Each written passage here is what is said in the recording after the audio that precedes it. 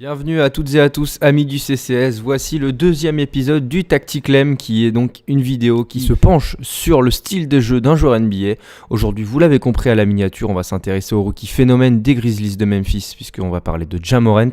Et dans la première partie de cette vidéo, on va parler notamment de son jeu de passe. Un jeu de passe à risque, certes, mais qui montre aussi dans plein d'actions ses qualités naturelles de vision du jeu et de lecture de la défense adverse. Bref, je ne vais pas plus loin, on démarre tout de suite avec des extraits. Dans cette vidéo, donc, on va se focaliser sur le jeu de passe de Ja Morant, son excellence avec sa main gauche, ses passes à risque, sa relation très efficace avec les trailers, bien sûr son côté spectaculaire, bref, on va parler de tout ça dans cette vidéo. Je ne le dirai jamais assez dans cette vidéo, mais Ja Morant sait lire le jeu, c'est-à-dire qu'il sait lire la défense adverse, le positionnement des joueurs, le placement de ses coéquipiers, il sait lire le jeu de Ja Morant. Là, on a Jonas Valanciunas qui lui pose un écran, et comme il voit que DeMar DeRozan anticipe et essaye de passer devant l'écran, Ja Morant va prendre la tangente et utiliser sa main gauche pour se frayer un chemin vers le cercle. Résultat, DeMar DeRozan est en retard, Ja Morant utilise son corps pour le laisser derrière lui et voit une fenêtre de tir avec Jay Crowder qui est tout seul. Vous savez comme moi que Ja Morant est droitier, il shoot de la main droite, il est quand même aspiré par sa main droite, mais il a une excellente main gauche, et ça aussi je ne le dirai jamais assez.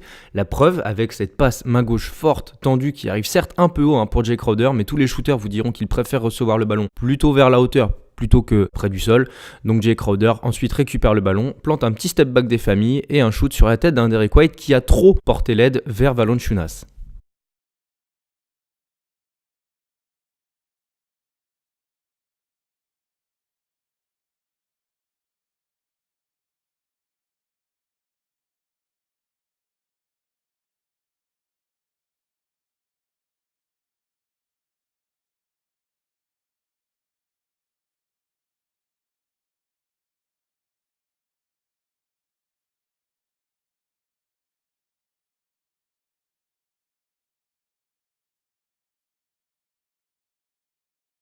Austin Rivers a raison de venir doubler pour faire une trappe et limiter l'avantage de vitesse évident qu'a Ja Morant sur Clint Capela, sauf qu'il vient doubler un peu trop près dans l'axe panier-panier, ce qui libère complètement De'Anthony Melton à l'extérieur, et vous allez voir la passe de Ja Morant, encore une fois main gauche, elle est parfaite.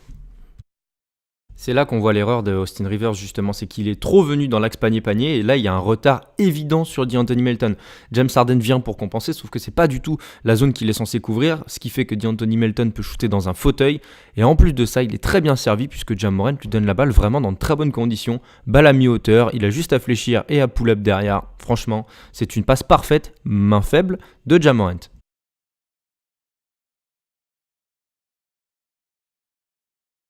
On va en reparler dans cette vidéo, mais Ja Morant, même s'il monte le ballon assez souvent, parfois c'est plutôt un Dillon Brooks qui monte le ballon et en fait Ja Morant est sur un poste d'arrière. Là on voit qu'il part de l'extérieur justement, qu'il essaye de faire un premier démarquage sur Collin Sexton, il récupère la balle via Jonas Valanciunas, pick and roll classique qui ouvre 3 solutions à Ja Morant. Comme vous pouvez le voir sur ce montage, on a 2 joueurs seuls sur les extérieurs côté Memphis, Grayson Allen sur la droite, Dillon Brooks extérieur sur le corner à 3 points, et on a Jonas Valanciunas qui roll forcément et qui peut aller vers le cercle. Il y a 2 erreurs du côté de la défense de Cleveland, c'est Kevin Porter, surtout d'ailleurs Kevin Porter qui est petit corner et qui laisse totalement en seul Dillon Brooks alors que c'est pas une zone qu'il est censé couvrir. Bref, Kevin Porter ne s'est pas remis en défense, qui laisse totalement seul Dillon Brooks. Bref, Ja Morant est dans un fauteuil et va servir Dillon Brooks sur l'extérieur avec, une nouvelle fois, une passe main gauche parfaite.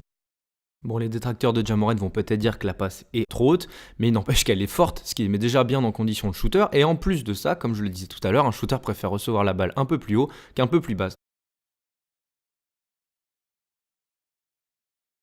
Sa réception de passe n'étant pas très bonne, Ja Morant était obligé d'attaquer ligne de fond, donc sur sa main gauche, ce qui n'est donc pas un problème, vous l'avez compris, sauf qu'il se heurte à un problème, c'est que quand on attaque ligne de fond, forcément, parfois on vient doubler, ce qui réduit la marge de manœuvre pour faire une passe de qualité. Ja Morant va donc jusqu'au bout de son action, passe sous le cercle, et là il y a une solution de passe éventuelle avec Solomon Hill comme vous pouvez le voir, sauf qu'en fait Hartenstein défend assez bien pour ne pas ouvrir cette possibilité, ce qui empêche Ja Morant de donner une passe facile sur un axe court à l'ailier des Grizzlies. Et c'est là que Ja Morant est magnifique. Il continue de dribbler, a toujours la tête levée vers un coéquipier. Il suffit d'un simple déplacement vers la droite de Dillon Brooks pour qu'il lui donne un caviar, vraiment un caviar main gauche. Encore une fois, il ne se sert toujours pas de sa main forte qui est la main droite. Le caviar, il est parfait. Dillon Brooks, lui, accélère vers le cercle. Réception, petit move en l'air, mais panier relativement facile pour l'arrière des Grizzlies.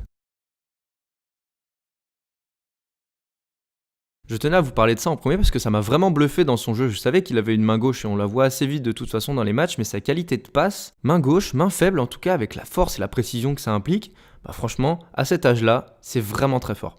On passe maintenant aux passes à risque. Retour au match face aux Rockets. Comme vous le savez toutes et tous, James Harden est un défenseur passif, ce qui fait qu'il est plus porté vers l'interception que vers la vraie défense de face, donc Ja Morant arrive à le passer relativement facilement. James Harden fait un petit coup de vis là, en lui mettant un coup de coude, ce qui le déséquilibre et ce qui lui empêche de faire un flotteur sur Clint Capella.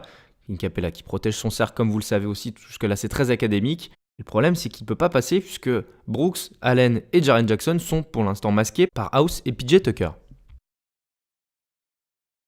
Ah mais là aussi, hein, enfin bon, Ja Morant a d'énormes qualités, notamment celle-ci, c'est que quand il est en l'air, il a une détente telle et une vision du jeu aussi qui lui est vraiment vissée au corps, qui fait que même quand il est en l'air, il a le temps d'hésiter. C'est quand même assez incroyable. Là, vous voyez, il est toujours en l'air et il a toujours le regard braqué vers une solution que Grayson Allen va comprendre, c'est-à-dire l'ailier arrière des Grizzlies se décale un petit peu sur la gauche, qui ouvre une fenêtre de passe.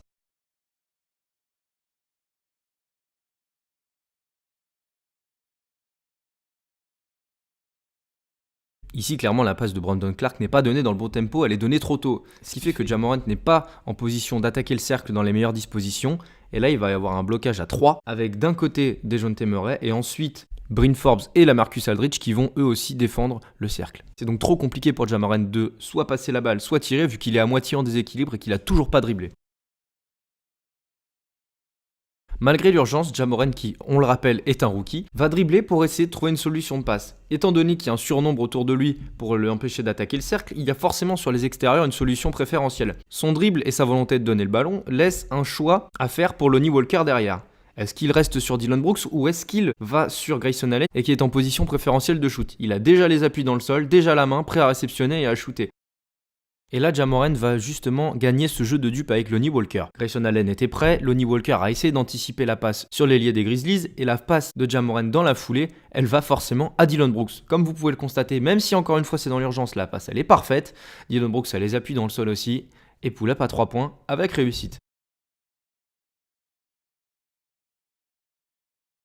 J'ai décidé de vous isoler cette séquence pour vous montrer simplement que Ja Morant n'est tellement pas en confiance sur son tir que même quand il est seul, on voit son défenseur être très loin, il ne pense même pas à shooter et prend directement des appuis pour attaquer le cercle.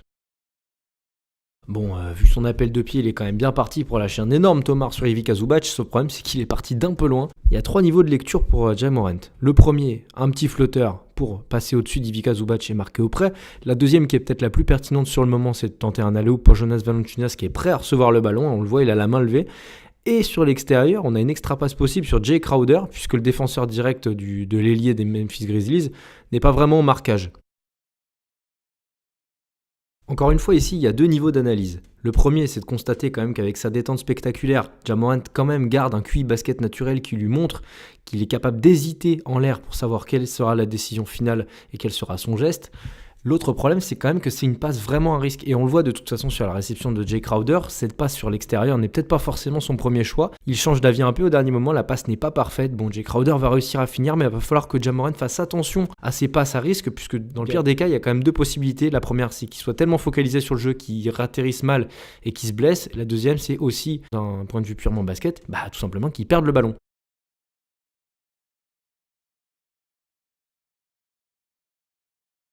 On l'a déjà vu dans cette vidéo, lorsque Ja Morant arrive à prendre l'ascendant sur son vis-à-vis à partir d'un pick and roll, il arrive souvent à casser son accélération pour laisser son joueur derrière lui et favoriser un jeu de 2 contre 1. Là, sur cette action contre les Cavs, il verrouille le non-retour possible de Darius Garland, sauf qu'il bute sur la couverture de Lance Jr. qui recule un petit peu avec ses bras mobiles. Il va avoir le choix entre faire une passe qui n'est pas évidente à Jonas Valanciunas, attaquer l'intérieur. Avec son énergie et son envie de bien faire, Larry Nance recule tout en ayant les bras actifs, ce qui empêche Ja Morant notamment de caler son flotteur. Darius Garland revient un petit peu sur les talents de Ja Morant. La relation 1-5 est toujours possible avec un Jonas Valanciunas qui est prêt à réceptionner, sauf qu'on a Tristan Thompson qui fait une aide de LED, ce qui libère d'un côté Jaren Jackson Jr. sur l'extérieur, mais l'aide de LED justement va peut-être empêcher Ja Morant de faire la passe à Jonas Valanciunas et lui permettre de marquer dans de bonnes conditions. Et là, c'est l'erreur. La chance de Ja Morant, c'est que Tristan Thompson reste dans l'aide de LED pour vraiment verrouiller Valanciunas et ça libère totalement Jaren Jackson sur l'extérieur. Il n'en faut pas plus pour le meneur des Grises. Pour voir cette solution, faire une passe à risque encore une fois, mais ça va aller au bout. Ah, la passe, elle est parfaite, hein. Hauteur poitrine, forte, ouais. Tristan Thompson est loin, Jaren Jackson, il en a pas besoin de plus, et ça fait filoche. Je tenais à vous montrer ses passes à risque, puisque en dehors de son style de jeu qui, on le sait, est spectaculaire, mais ce jeu à risque, ça peut peut-être lui faire défaut. De toute façon, avec l'expérience qu'il est en train d'emmagasiner aux Grises, j'imagine que ces défauts-là, il va peut-être les corriger à l'avenir. Attention tout de même à ne pas notamment trop faire utiliser son hésitation en l'air, puisque si ça commence à bien défendre sur les extérieurs, il va vite se retrouver embêté. On passe maintenant aux relations trailer, et là, on va vraiment se régaler.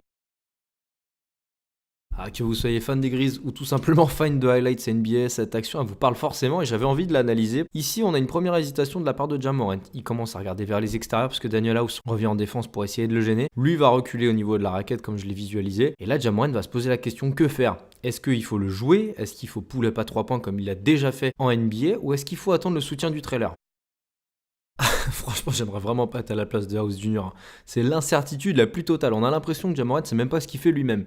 Au final, ce dribble vers l'intérieur, elle permet à Ja Morant de ne pas trop avancer vers le cercle et en permettant à Jaren Jackson et à Solomon Hill en l'occurrence d'arriver près de lui.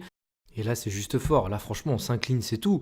Ja Morant va utiliser ce dribble vers l'intérieur donc pour créer une nouvelle incertitude, une situation qui l'est déjà, pour aller chercher Jaren Jackson qui fonce vers le cercle pour écraser un Tomar sur Daniel House Jr. Ce n'est pas sans rappeler l'action à Boston où LeBron James s'est mis un énorme Tomar sur Jet Terry qui ne peut absolument rien faire. Vitesse face à l'immobilité, forcément c'est la vitesse qui l'emporte. Situation de contre-attaque, Ja Morant décidé à faire l'alley-oop ou au moins une passe sur Jay Crowder. Franchement, ça sent pas bon pour Colin Sexton. Passe de merde signé Crowder, et là franchement c'est vachement bluffant à son âge. Ja Morant a le premier réflexe, c'est celui de regarder le trailer qui arrive. Par chance, on a Jaren Jackson qui arrive plein fer pour claquer un dunk, Kevin Love est complètement passif, et son hésitation en l'air elle est juste phénoménale. On peut dire que c'est une passe à risque, j'aurais pu la mettre dans la séquence d'avant, mais là franchement c'est juste de l'adaptation à la situation, et le coup d'œil pour trouver le trailer. C'est magnifique. Oui, bon là je l'ai déjà explicité sur le montage photo, mais franchement Ja Morant, il y a plein d'exemples où j'aurais pu vous le mettre en valeur, mais Ja Morant sur les situations de 2 contre 1, il est vraiment déjà dominant. Dès qu'il a de l'espace, le meneur des Grises est un vrai poison pour la défense adverse. On a Zubac ici qui est sur le reculoir, vous voyez son step qui a reculé, il sait pas trop quoi faire, et lui, à l'inverse de Larry Nance tout à l'heure, il a les mains un peu vissées au sol, ce qui rend complètement plus facile le travail de Ja Morant. Fin de passe très bien exécutée avec de l'amplitude, ce qui rend l'anticipation totalement impossible pour le pivot des Clippers, et après ça finit auprès tout simplement.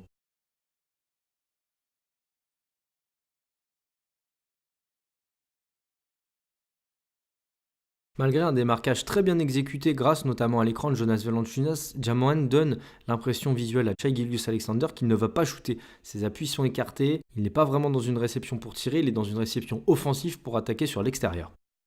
Encore une fois, Ja Morant va se servir de l'avance qu'il a pris sur son vis-à-vis pour faire une incertitude, ralentir et s'ouvrir d'ailleurs un angle de passe favorisé sur la relation extérieure-intérieure. Nerlens Noel ne sait pas trop quoi faire en face, même si son activité lui permet de rester dangereux. La fin de passe, tout le monde la mange. Ja Morant va montrer ici une autre de ses forces, c'est qu'il active la solution qu'il a choisie, c'est-à-dire d'attaquer le cercle, mais malgré tout, il a quand même le regard vers le jeu, on le voit un petit peu, sa tête est décalée vers Valanciunas, ce qui permet aussi et surtout à la défense de ne pas trop savoir quoi faire. Est-ce qu'il va finir par aller shooter au près? Est-ce qu'il va finir au dernier moment par donner la balle à son pivot? Au final, on sait pas trop. Tout ce qu'on sait, c'est que Shai Gilgeous-Alexander, il a été aspiré justement par cette feinte et ce ralentissement, et donc lui n'a pas la possibilité de revenir sur l'attaquant. Voici donc la fin de cet épisode sur Ja Morant et son jeu de passe. Je vous laisse avec un petit bonus, quand même 2-3 actions qui nous ont bien fait rêver parce que ça reste quand même un joueur de highlights. Dans le prochain épisode du Tacticlem, on parlera plus de son jeu d'attaque qui est déjà aussi assez excellent. Les 2 dernières actions n'étaient pas une relation avec le trailer, je vous l'accorde, mais c'était pour vous montrer aussi ses capacités à s'adapter à ce que proposait la défense sur du jeu avec pick and roll. Allez, à très vite.